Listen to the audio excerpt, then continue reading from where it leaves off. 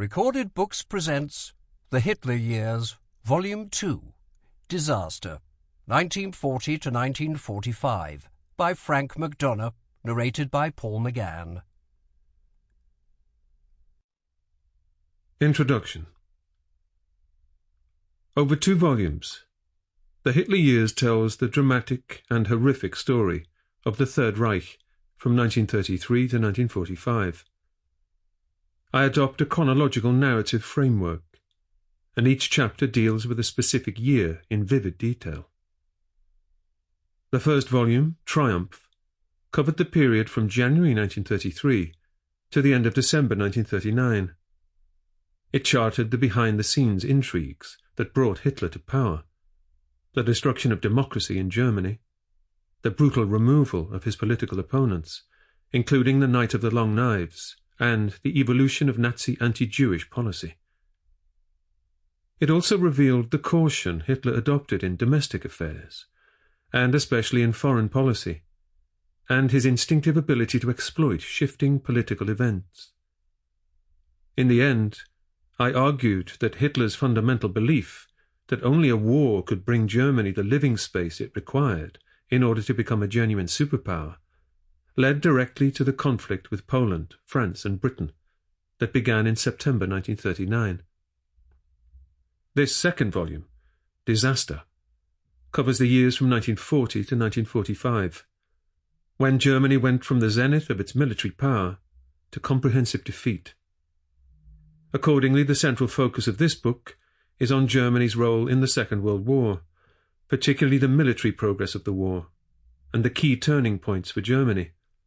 But it also shows how Hitler, as well as the Nazi elite, German officers, soldiers, and the German people, reacted to the conflict. In particular, how the Germans coped with the ferocious Allied air attacks from 1942 onwards, and the gradual collapse of German society towards the end of the war. Another dominant strand of this volume is the horrific mass murder of an estimated 6 million Jews, which the Nazis referred to as their final solution of the Jewish question. It will be revealed how the Holocaust began with ghettoization in the German-occupied areas of Poland in 1939 to 40, then escalated to the mass shootings of Jews in the Soviet Union during the latter months of 1941, before leading to the creation of purpose-built extermination camps, eventually reaching its most murderous period in 1942, during Operation Reinhard. Contrary to popular belief, historical knowledge of the Third Reich is by no means complete. New details on specialized areas emerge continuously, and general histories need constantly updating. New general studies on this subject are therefore thoroughly warranted.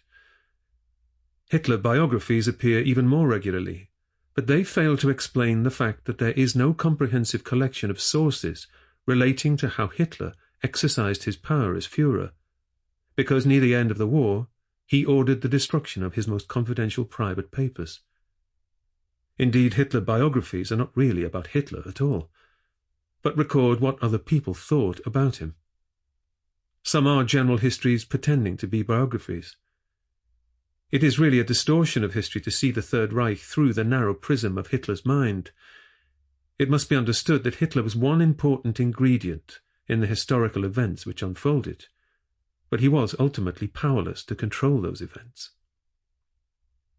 Adolf Hitler presented the conflict that began in September 1939 as a war of national defense forced upon Germany by Jewish wire pullers in Britain and France, who were determined to prevent Germany gaining living space.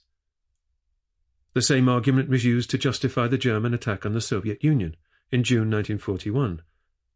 Again, Hitler presented it as a preventive war, to stop the Jewish-inspired Bolsheviks from attacking Germany. The decision to declare war on the United States in December 1941 was portrayed in a similar way. On that occasion, Jewish wire pullers had apparently forced President Roosevelt to join the Jewish worldwide conspiracy. A great majority of Germans accepted Hitler's totally false explanation of why Germany had been forced to go to war. Two separate military conflicts Sample complete. Ready to continue?